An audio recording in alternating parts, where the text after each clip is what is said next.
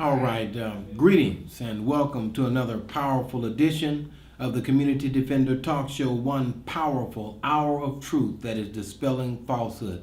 I'm your host, Brother Darrell Muhammad, and we are so very happy that you have tuned in to tonight's program. And of course, last month was what they call Black History Month. But as my children will attest to you, it was Black History Month every month that they grew up in the Muhammad household.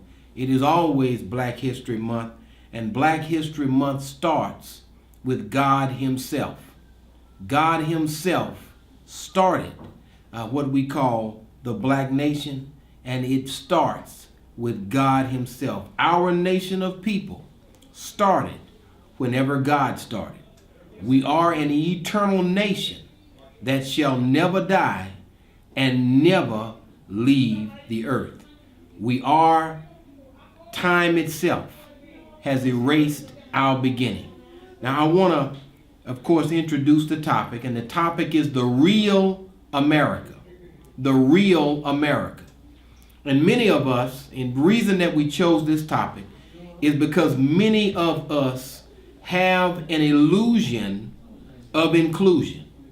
We believe that we are full citizens in this nation that is called America. We believe that we have the same rights and privileges as any other person that is called American, regardless of race, creed, or color. But that is absolutely not the case. And, Donald Trump's presence in the White House is absolutely exposing that as an absolute fact, that what we're dealing with is the real America. Many people are saying, well, he's doing some ugly things. He's saying some racist things. This is truly the character of America, and that is why the majority population, white people, voted overwhelmingly for Donald Trump, because, brothers and sisters, the majority of them are in agreement with the racist rhetoric of Trump, the racist rhetoric of Jeff Sessions, the racist rhetoric of Bannon, the racist rhetoric really of David Duke. All of them are in 100% agreement with keeping us from the knowledge of ourselves and with keeping us from this concept that is called justice. Now, what they have given us is a substitute for what we really should have. We accept a lot of trinkets when we really should have justice. We accept grant money when we really should have our own money. We accept so many things that are much less than what God would have us to obtain. Now, to illustrate my point that I made earlier, in dealing with the real America, and of course myself as well as others who've been on the Community Defender over the years, and many people thought it was hyperbole, they thought it was exaggeration, but we have said over and over that dogs outrank black people in America. We've said it over and over. You thought we were joking. You thought that it was hyperbole, exaggeration. It was not. It never has been.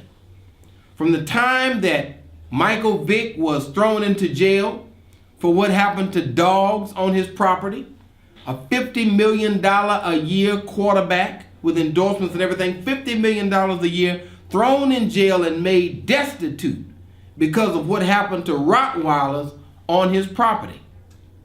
Would have never happened to a white man. And certainly if black people had been hurt on his property, he would have never gone to jail. But because dogs were hurt, and of course dogs outrank black people, he had to go to jail. His career nearly ruined, and certainly his career was shortened. But now this article that I'm going to go into is from The Advocate. It's dated March the 1st, which is the first day of this month, and it also happens to be, as a matter of fact, Sister Deborah's birthday. Her birth anniversary is actually March the 1st. But this this article deals with an officer that was suspended for 10 days for unjustifiably shooting a dog. Now keep in mind, the people who murdered Alton Sterling on video have not been suspended, have not lost any money, have not had to appeal. There was another unarmed black man shot in South Baton Rouge, shot multiple times in the head and torso, unarmed. And of course, Chief Davide has not said as of yet, or neither has Sid Gotro, that those shootings were unjustified. But let me just read some of the article. It says a Baton Rouge officer who was suspended for violating the department's use of force policy when he fatally shot a dog during a robbery call is planning to appeal the disciplinary action to the 19th Judicial District Court, according to his legal representation. Officer Abraham Wilson III, his original 10-day suspension was reduced to 5 days after an appeal in mid-February by the Municipal Fire and Police Civil Service Board. But Wilson still believes his actions were justified, said Sergeant Myron Daniels, with the Capital Area President of Magnolia State Peace Officers Association, who represented Wilson. Based on the body camera video from the incident and the internal investigation, Chief Carl Davide determined the shooting was unnecessary.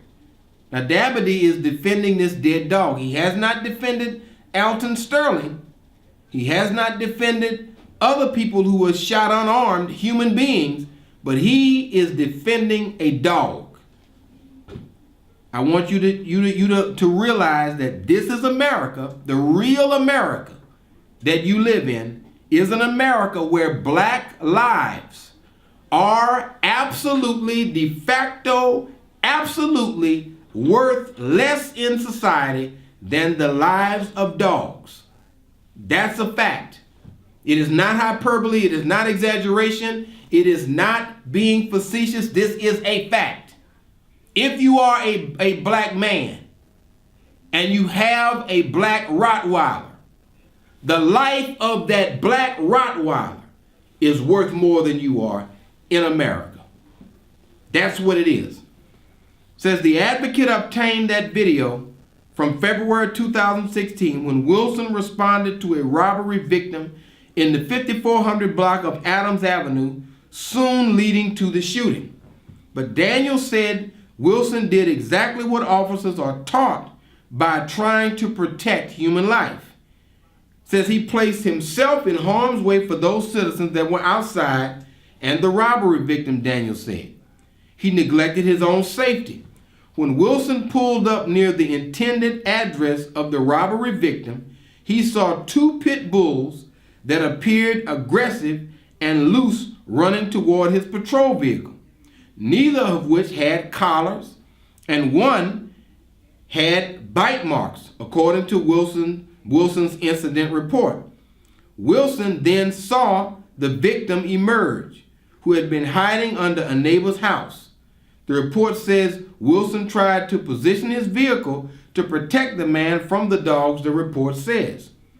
While Wilson exited the vehicle with his body camera on and used a taser and mace to deter the dogs.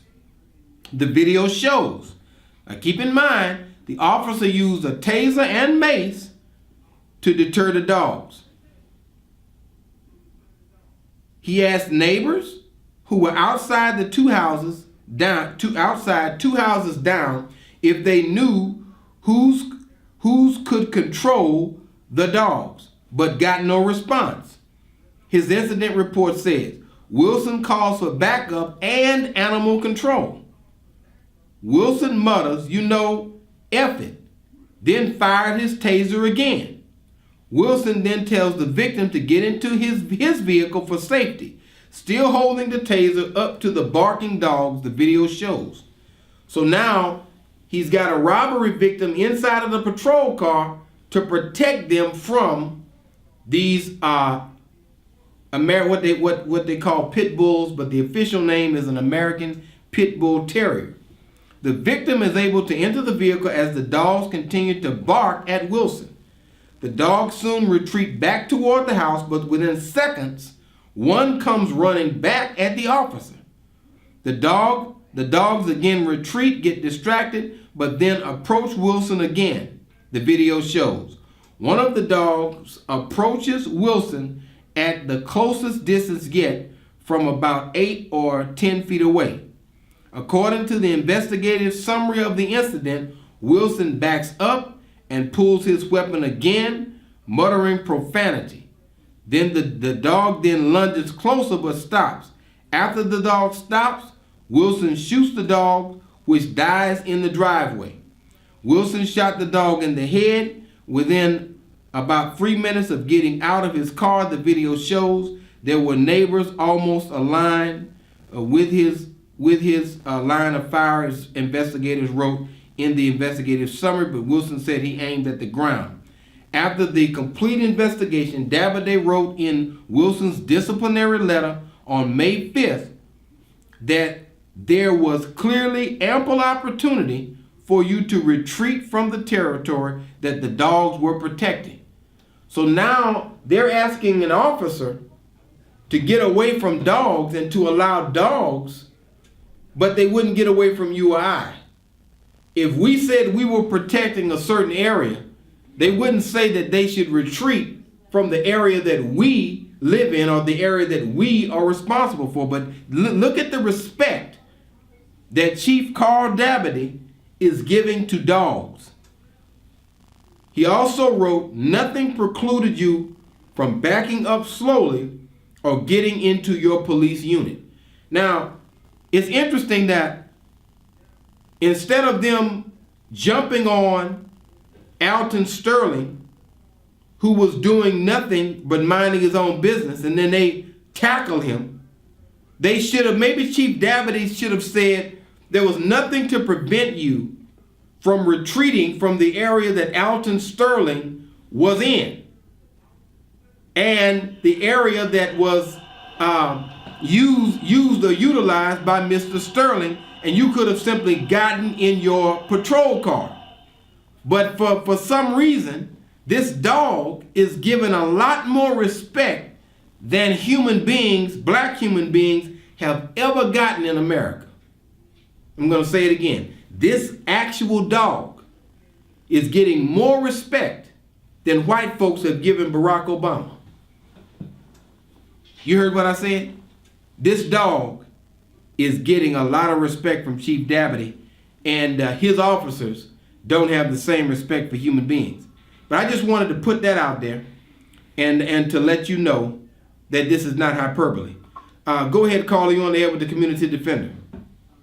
Great subject matter, Brother Darrell. Listen, I just want to add to the subject, because, you know, I know you're starting in East Baton Rouge Parish, but Brother Darrell, there's another issue, and you got an appropriate title, The Real American.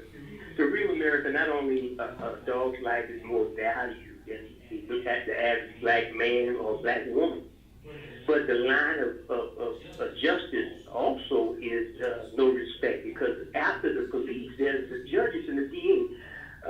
Brother Darrell, in the past couple of weeks, there's a big story in Baton Rouge with 19 Judicial District Judge Mike Irvin, who basically was at a restaurant, who told another individual, I think he was Caucasian, who was with a black female, a sister. We all got to uphold our sisters in the community and give them respect. Well, this judge, he heard a couple of racial slurs at her because of the seating issue at that being, and one of the things he told that other person, who I assume was Caucasian, never give your seat up to a nigger. Anybody want to read about the story of the 19th Judicial District, just Google 19th Judicial District Judge make racist statements, and you can find the story. Brother, I'd like to get your take on that, because when you have a sitting Judicial District Judge saying, don't give your seat up to the nigger, what other judges are saying the same thing? Isn't it also, that's why Sheriff Apple in Iberia Parish, with him and his deputy, discuss nigger knocking in the city of Nigeria, and just Google nigger knocking in Iberia Parish. That's going to come up too. And these stories are not contrived stories.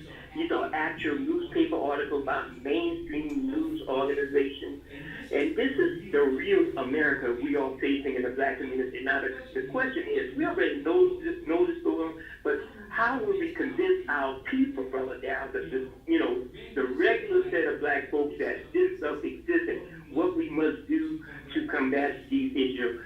Nigger knocking and don't give your feet up to the niggers. I'm just saying it. I hope I'm not taking away from your show, but I'm just quoting. I'm loving it. Caucasians say in the age of Trump. Thank you so much, Brother Dow. Well, I'm gonna tell you, as has been said, the real America is a racist America. America was founded by groups of men that owned slaves, that wrote and preached what they perceived as the genetic inferiority of people of African descent, non-whites. Thomas Jefferson, George Washington, they owned slaves.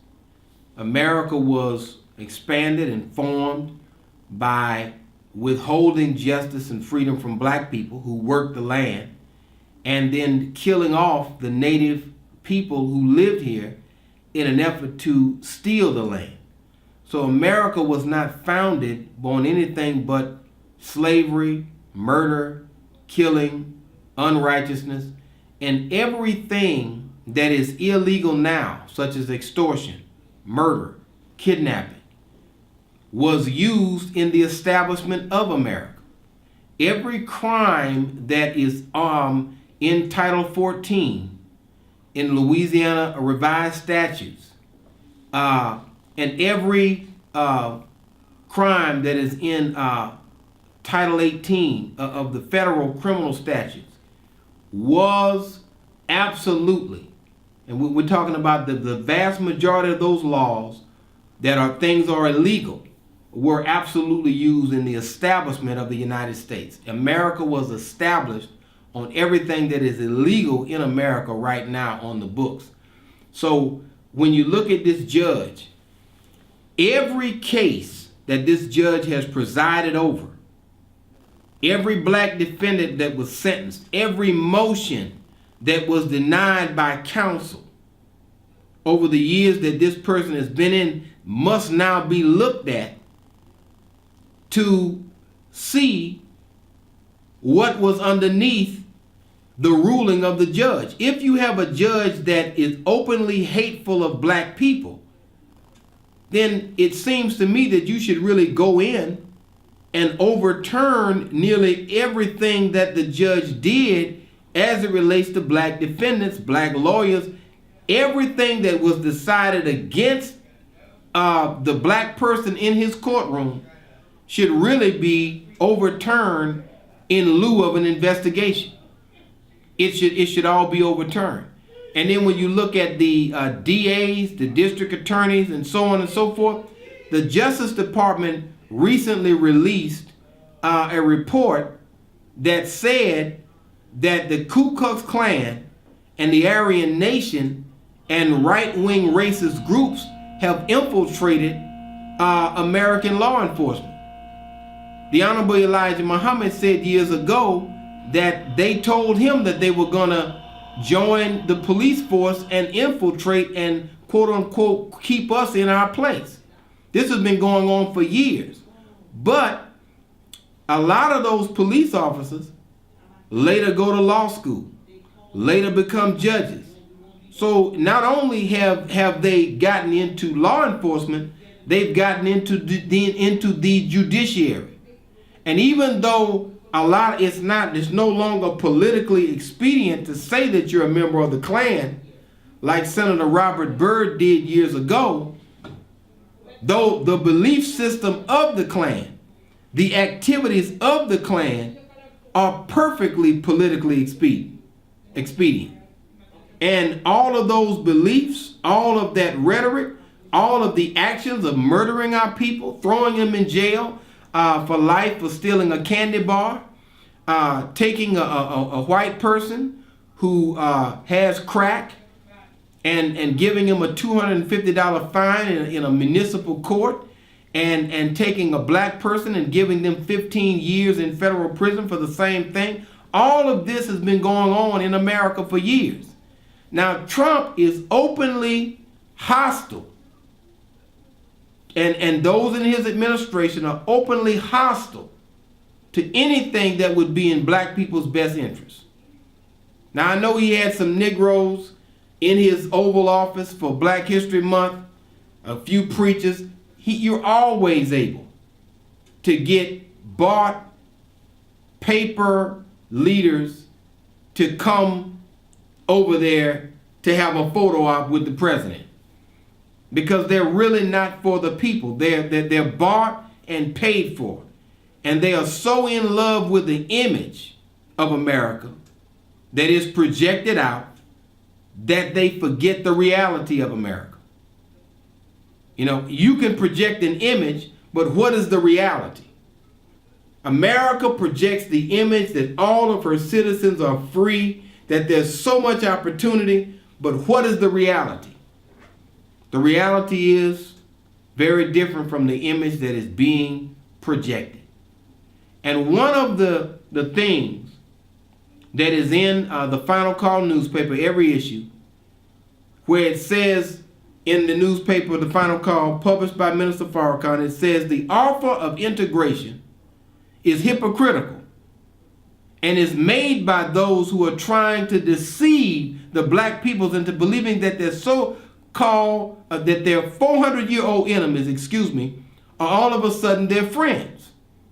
So it's an offer made to make you believe that you have a friend where somebody is your enemy. And when somebody builds prisons for you, when somebody requires you to have vaccinations that cause you autism, that flood your system with hormones which ill affect your whole sexual outlook, that's an enemy. Let's go ahead and take this call. Go ahead, caller. You're on the air with the Community Defender. Hey, Brother Dow. How you doing? Is this Reverend White? Yes, sir, it is. How are you all in the Community Defender? Oh man, we're doing awesome. I want to make sure everybody can hear you. I'm gonna go ahead and turn the phone up. Now, this, of course, is Reverend White, Victor White Sr., who's and of course we're at the 3-year anniversary of the murder of his son, which was ruled a suicide by a crooked, no good coroner, by a lying bastard who calls himself a coroner, but he's really a liar. Okay, and of course we know he was murdered, and he did not do a Houdini move of being handcuffed in the back and shooting himself in the front. Reverend White, if you would, could you update us on the status of everything and what's going on? And again, we're glad to hear you. It goes right in line with our topic of the real America. Yes, Brother Dan, and good evening to the listeners as well. You're right. This is the 3rd-year anniversary of his murder. Justin Ortiz and our dear past sheriff's department. You know, like you said, they all took it in a little cover-up from even the Department of Justice and the FBI. You know, presented some information. They come back, Louis Apple lied to him, and you know, they said that Stacia Smith was not a detective, but she was a photographer, and I have the chain of command documents where she signed as Detective Stacia Smith and receiving my son's articles and turning them over to the Louisiana State Police Criminal Investigation Division. So they lied to the FBI. But like you said, you know, they're all in it together, and it's definitely that. But, you know, at this point, we're still pushing forward, and we're still want to compel them to have card ditch, which, like you said, the coroner, to change the manner and cause of my son's death from suicide to homicide, because he was beaten. by the Amerikkka Sheriff Department, and he was also shot and killed by them. Like I say, he was handcuffed behind his back. He did not, as you do a Houdini handcuff killing, where he used a non-dominant hand, came all the way from his back handcuffed, and pulled the trigger on himself on the right side of his chest. We know that is impossible. Absolutely, Reverend White. That is absolutely impossible. And I just want to, of course, applaud you for your courage, for making sure that you stay on it. That even after the cameras go away, your love for your son and your love for justice has not gone away.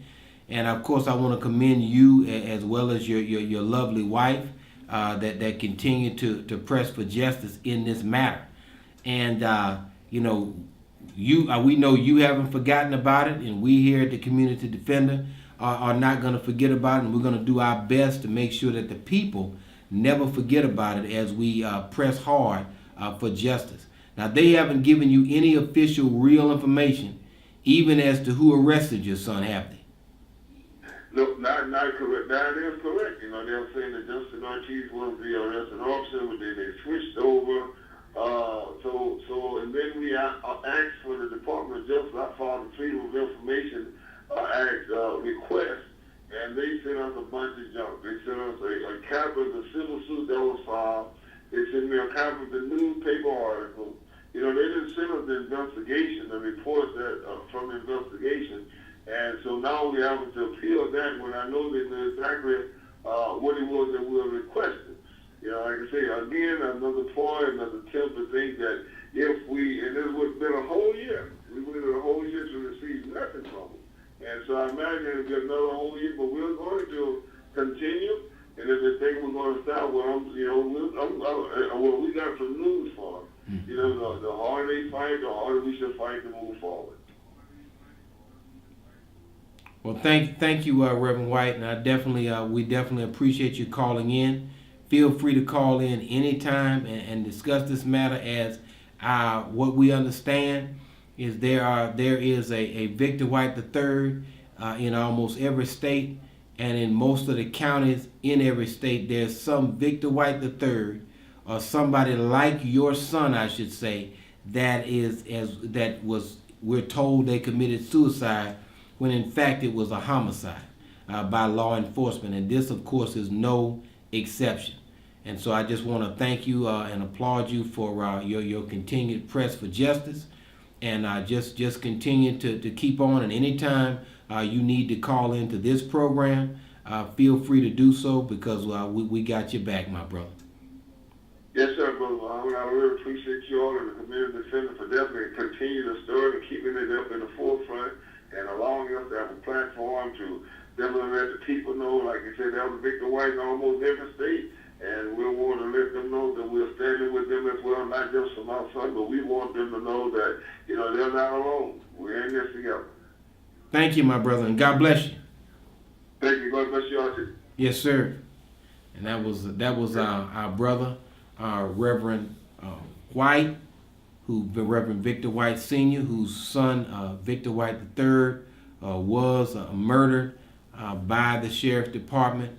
That same Sheriff Department that is under Louis Ackle, the infamous Louis Ackle, who of course had inmates beaten. People have died at the jail up under him, and unfortunately a few of our people who call themselves leaders actually work to defend what I believe to be a racist individual who presided over murder and brutality of black people. It's unfortunate, but those kinds of people, we continue to let them in our churches. We continue to socialize with them. We continue to cut their hair and do their hair when they come by. But anybody that sells our people out is never welcome and will never be welcome at the Muhammad household where I live. And I can tell you right now, we have to make it uncomfortable for anybody who would sell our people out in the face of such brutality and in the face of such murder as what we've been looking at all of these years. Now, This, of course, is the real America. Now, we have an administration in the White House now. Now, keep in mind, all politicians lie. I mean, lies have been something that's been told by politicians since politics was started. But Trump and his ilk tell obvious lies that are debunked all the time, that they refuse, in the face of overwhelming evidence that they are lying, to admit that they're lying. So when Jeff Sessions says he had no contact with the Russians, he refuses to say, I lied so I could get confirmed. So he says, well, I'll recuse myself and I will clarify my remarks. Here's the clarity. You lied. Period. End of story.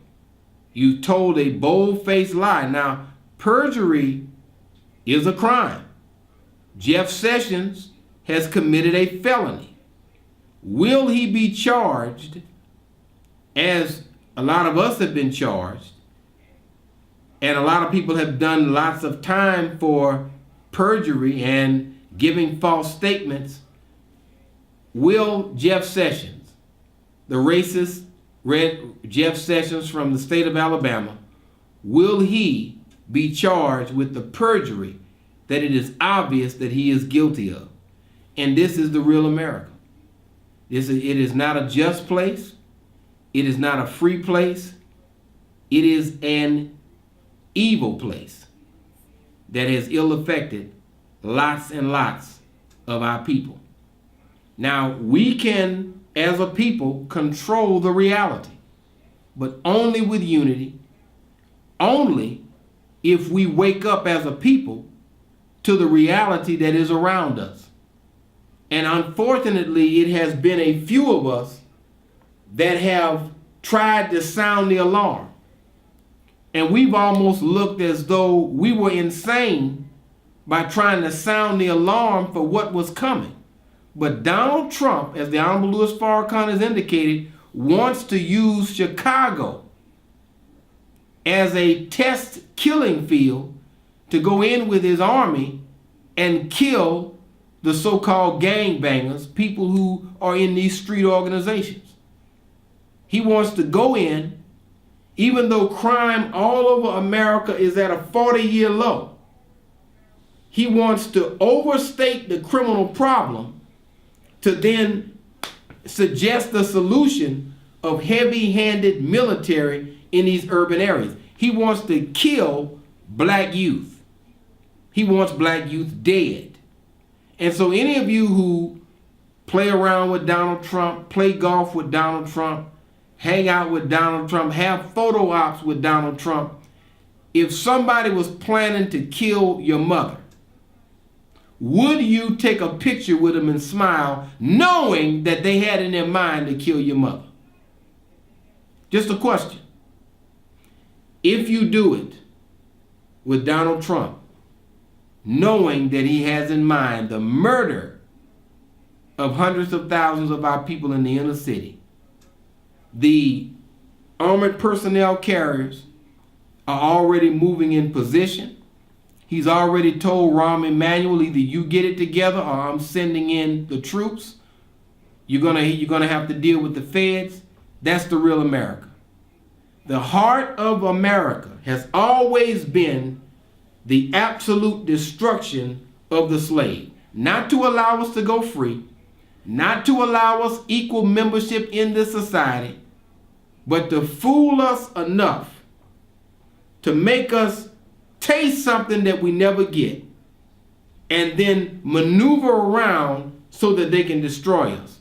And while we were waiting to be fully integrated into American society through education, they maneuvered around, dropped crack cocaine in the community, used the money from crack cocaine to fund wars overseas and buy weapons, and then use the drug thing as a pretext to build a whole prison industrial complex that has absolutely destroyed a whole generation, going on now 2 generations of our people. We really cannot afford to wait on America to gain morality. We have to gain morality ourselves and do what we know to be correct. Let's go ahead and take this call. Go ahead, caller. You on the air with the Community Defender. Yeah, Brother Dal, amigo, how you doing, my friend? I'm doing awesome, sir. Good. I had some friends from Baton Rouge came and visit me over Awesome. Mardi Gras holiday. Awesome, man. I'm still trying to get to your temple when I go visit there again. I told you I've been there 20 years. It's Twin Oaks. Yes, sir. Yes, sir. Well, you know what's disturbing, and maybe have some light on this. I'm glad you brought that up about Donald Trump, the Twitter president, calling. Around and told him in Chicago, don't you think it would have a devastating effect? I mean, this country, he was talking something that almost can't be finished. If he could send troops in there to start killing blacks in there and what have you, that's my opinion. And it's going to be like the lead Malcolm X. And by any means necessary, blacks will retaliate all over this country. Don't you agree? I don't know. Help me with this, And no way in the world they're going to let Trump come and kill these people, just slaughter them like pigs, going to the market and what have you. I can't understand that. I don't think it can happen, or probably will not happen, because I'm sure somebody's going to pull his coattails and say, man, you know what you're going to start? You're going to start a civil war in this country. And blacks are more armed now than the Civil War. Don't you agree? I don't know. So give me some light on that, old buddy. I appreciate it. Thank you. Thank you. Thank you, sir, for your call and for your question. The thing I'm going to say on that is that they know that black people are armed, but they don't have any arms to match the arms of the government. The government has helicopter gunships, missiles, drones that they would deploy in the murder of black people. I think that they want to kill a few million. And I think that if a lot of our leadership is afraid to lose some grant money and advocate the building of prisons right there in Baton Rouge, there was a vote some time ago where the only people that voted for the new prison were the 4 black Metro Council people. We can be made to be afraid all the time. And in the face of people being slaughtered, as Jesus talked about the hirelings that don't really love the flock, that's what we have in terms of black leadership today. For the most part, we have a bunch of hirelings that are afraid to lose a position, let alone lose their life. They're not willing to die for freedom. They're willing to talk about it, but they're not willing to die for it in standing up for their people. But there is a man, the Honorable Minister Louis Farrakhan, and those with him, and there are a few others who are ready to die to become free. Bottom line, they're ready to give their life for freedom. But I think that he absolutely wants to start a civil war that will lead to the reduction in population of black people. Keep in mind, they've killed 1.3 million at minimum Iraqis. They've killed 800,000 to 1.2 million Afghans in a period of time. They killed 7 million Vietnamese, and the list goes on and on. Nearly 100 million people died in World War II. Killing is nothing new for the West, and war is nothing new for the West. That's what they're ready for. They're more ready for war and killing than they are healing, which is why Donald Trump wants to increase military spending by $54 billion a year, but wants to repeal the Affordable Care Act called Obamacare. He wants to decrease the money spent to keep people alive and increase the capacity of the country to take people from being alive to being dead. So he does not want to save life. If you look at his posture, he wants to increase the money to end life and decrease the money to save life. That is satanic. And so when you see Trump, you're looking at a demon in human form. It's just that simple. If human life is valuable, then Trump is a demon that is anti-God and anti-Christ, anti-good.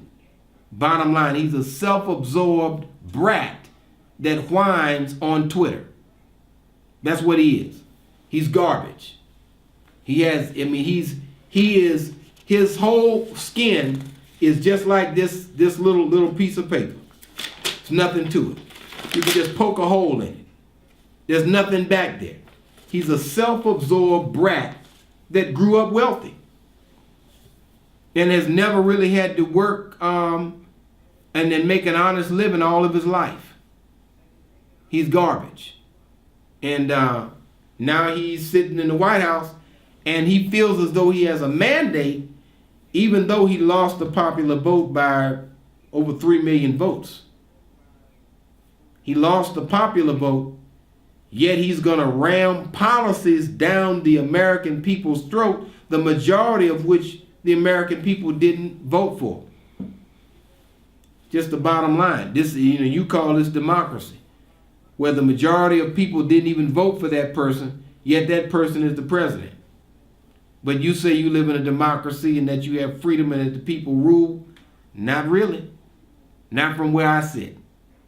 So, but again, I think a civil war is exactly what people like Bannon want, what people like Giuliani want.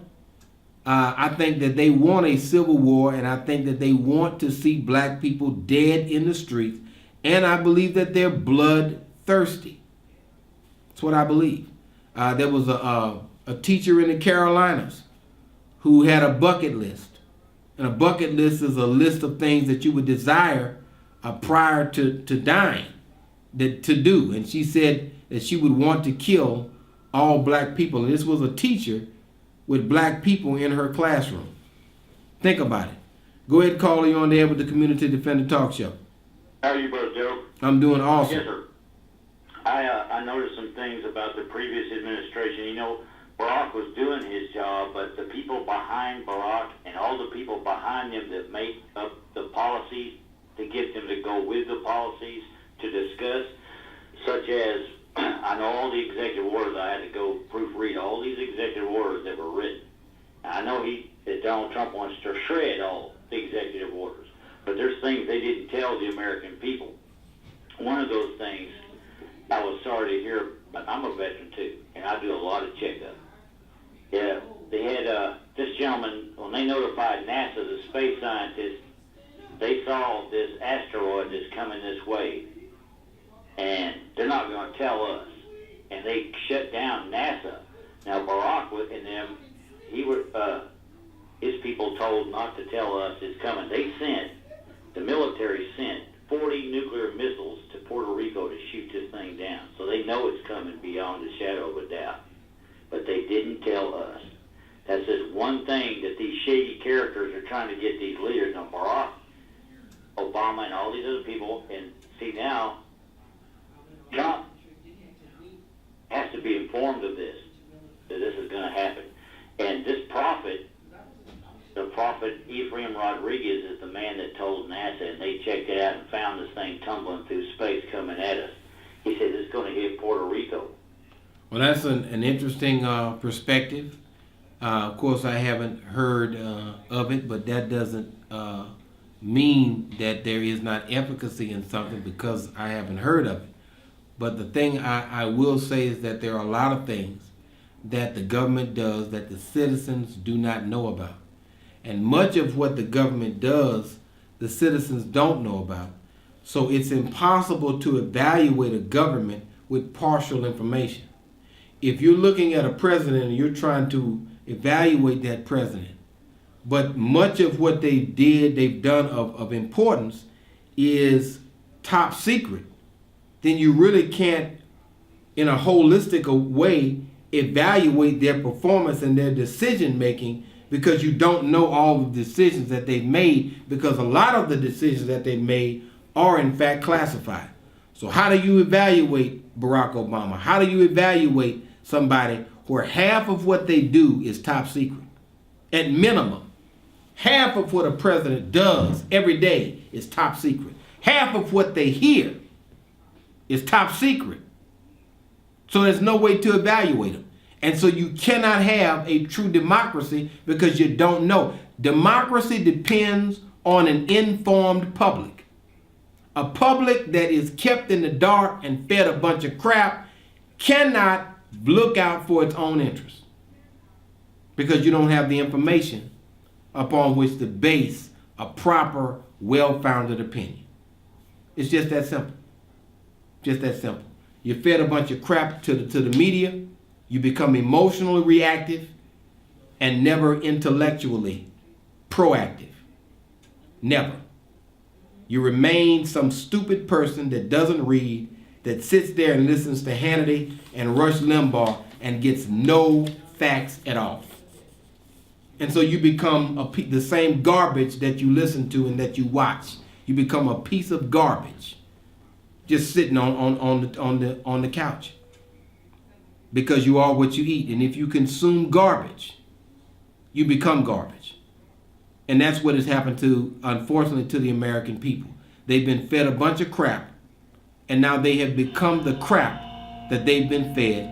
And that's part of what has been used to get Donald Trump in there. Now, Donald Trump is really been put in here, and God has allowed him to be in that office in order to destroy the country. And he is absolutely bringing America down on a rocket ship. America is falling down because of Trump. And now you have this stupid man who gets on Twitter and says that Barack Obama tapped his phones. How stupid can you get? Just dumb. And with no basis in fact, no nothing, but wants to distract from the fact that you have a bunch of people who have lied to Congress in your administration, and you have a bunch of stupos that don't know what the heck they're doing and that are leading America down the road of destruction.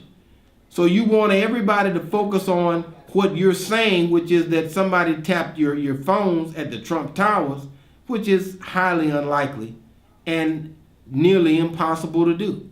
That's crazy. But hey, you want to distract the public from what's really going on? And what's really going on is that you have an administration that has no appreciation for the truth. And look, you have people who follow Trump that have no use for truth. And when America doesn't care what the truth is and who's telling the truth, that's when you're on your way down. America is going down very fast under Donald Trump. As the Honorable Louis Farrakhan has said, it's going down. And when it falls, when the dollar falls, and when the economy falls, then the government is going to fall right after that, and you're going to have nothing but chaos in the street. And yes, they do want a race war. Because in a race war, they feel as though black people can be shot in the midst of that chaos, and the government can absolve itself of all liability of it because they can say it was an ethnic thing. You and I really need to wake up to what's going on. Our destruction is being planned by our enemies, but God is planning our salvation. That's the beautiful thing about it. While our enemies are planning our destruction, there's a God that is planning our salvation, and we know that our God is much wiser than the Satan that is planning our destruction. The God that is planning our salvation is much more wise than the demons that are trying to destroy us. And that's just what it is. We're going to continue to study and to read. We are glad that you tuned in to tonight's program. We're going to continue to heighten the level of discussion. We're not going to discuss foolishness. We're going to discuss substantive issues, because as a people, we have to build a future for ourselves and our families. And we have to leave something behind for our people. You can't pass down a job. You can't pass down this false sense of security. But you can pass down a nation. And that's what we need to be asking for, our own nation that is separate from the brutality and the injustice that we have suffered for around 460 years here in America. We're asking for the wrong thing. We're asking to be included in something that we're never going to be included in, when we need to be excluded and establish something independent for ourselves where we can be free to build a future for ourselves. Integration has failed. It is a bankrupt idea which will never materialize and never give justice to our people. And that's just the reality that we must face. We have to end the slave master slave relationship and enter into a relationship with God and into a relationship with one another that will grow us into the glorious people that we are meant to be by Almighty God. I, of course, want to thank each and every one of you for tuning into the Community Defender. I want to thank the callers for their comments and their questions. And, of course, our thoughts and prayers are with the family of Victor White III. They're with the family of Sandra Bland. They're with the family of Emmett Till. They're with the family of all of those who have been slain unjustly in this America that is supposed to be free. God bless and see you soon. Assalamu alaikum.